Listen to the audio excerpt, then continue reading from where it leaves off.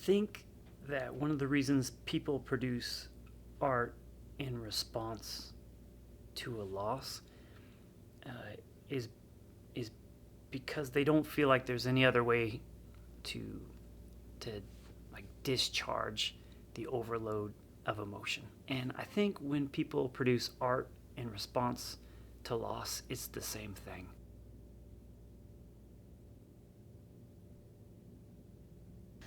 I would describe June as being bossy and insistent, but also loving and playful. I think the best way to describe June is determined. She knew what she liked. Loving, just comfortable in general.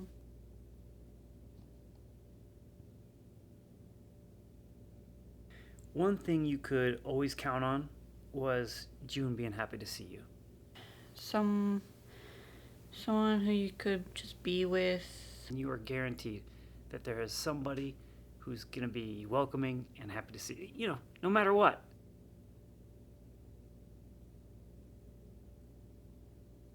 We had a few scares where she got sick and we didn't think she was going to pull through, but I always joked around that she was going to be with us forever, and obviously I knew it wasn't going to happen, but I wasn't quite prepared for the loss of her. I think a couple of weeks before she passed away, I really had serious doubts that she was going to make it. When I took her in, they said that there were things they could try, but they didn't sound very hopeful. She'd seem less alive. She was tired, sleeping a lot, not moving that much.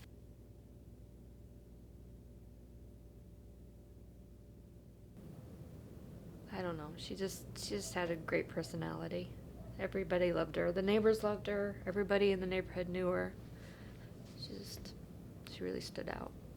I don't know the right way to say it. Her quiet acceptance, I guess, of you.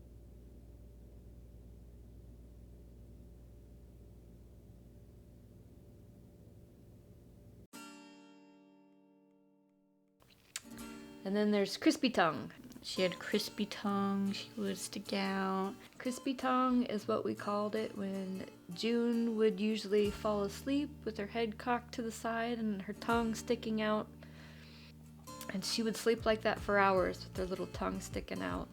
And her tongue would get so crispy and dry, and we would make fun of her, and she'd wake up, and we'd have to poke it a few times just to get her to put it back in her mouth. So that's where Crispy Tongue came from.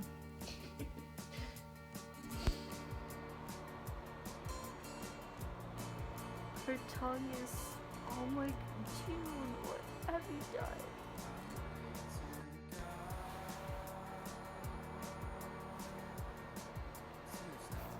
Come here, June, come here. No, let me touch your tongue.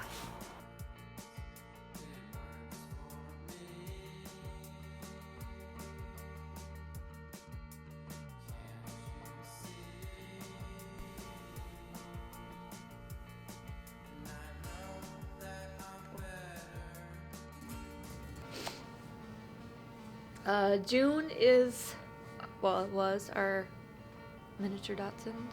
We got her about 14 years ago. June was kind of like a best friend or a sibling to me. She was my children's constant companion. I could always go hang out with her whenever I wanted to, unless she was grumpy, of course. I never felt like June was my dog. Not at all. Not from the first minute we saw her. I thought, this is my children's dog. We've never lived in this house without her before. So it's quite different after she passed away. You guys, my children, were very young when we got her, so you've only really ever known June.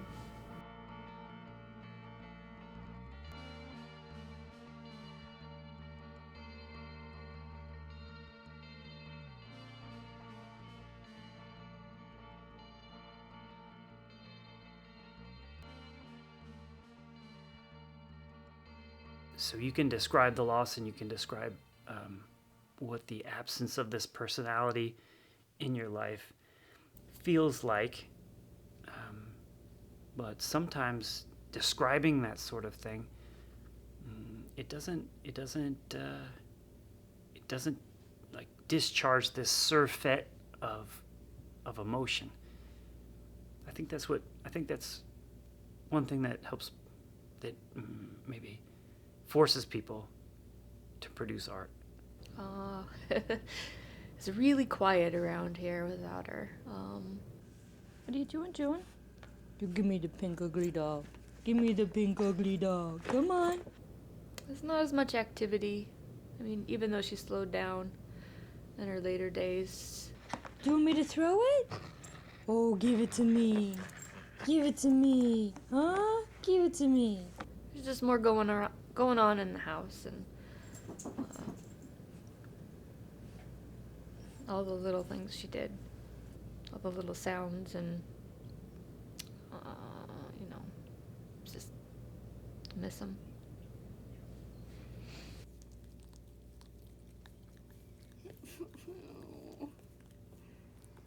So in order to come to, to cope with her loss, I've been walking Kenny, because I don't want to feel like I want to make sure that I'm not missing another opportunity to interact with a pet. Dogs don't last forever, and you know that with your mind, that, but I don't want to feel like I missed a chance to do things with Kenny, like I missed a chance to do things with June. We have 3 other pets that need our attention and love, and probably give them a lot more attention now than we did before, but I guess, I don't know, she's not coming back. You just move on. I think in a literal sense, there is a way in which the dead are always with us. So consider this: if you have a memory of someone, what is that memory? It's some kind of little chemical splash in the brain, which we access through electronic impulses, right? But it's physically somewhere. It's physically a part of your brain. Like those images, like the light bouncing off of this person, and the memory of their motion, like the recording of their motion, has come in through your eye, and it's created a chemical spot in your brain. On the subject of memory, we replay these memories of the people. Just a little tear.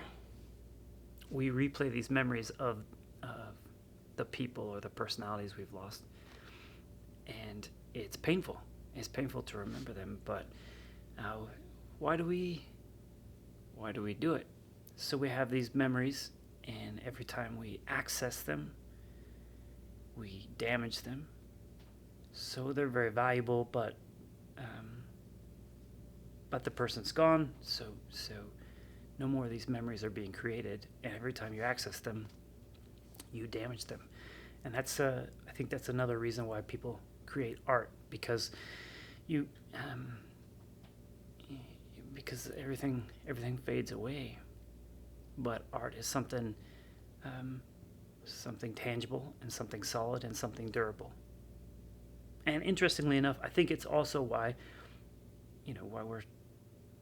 we do things like this, why we trade stories, because now there's just a certain number of memories available, and if somebody else can tell you a new story about someone who's gone, it adds to the stockpile, right?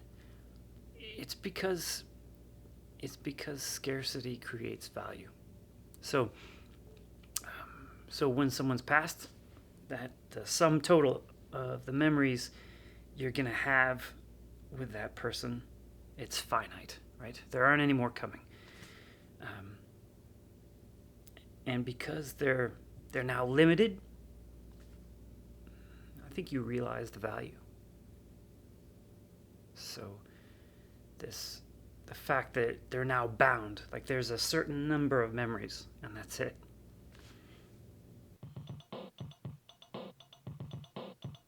I think that's what creates their value.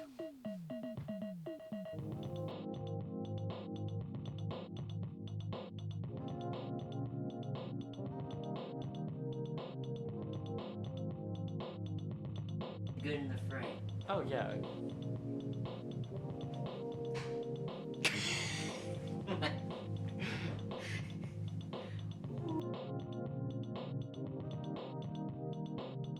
That she wasn't like loving and playful, because she absolutely was, but yeah, okay. Hang in there, it's alright. It's okay. Yep. Exposed for buying K-pop things, K-pop paper things. I forgot recording. I didn't record the sound. Sorry about that. It's okay. Alright. I'll try to do it again. And actually, let's stop the recording for a second.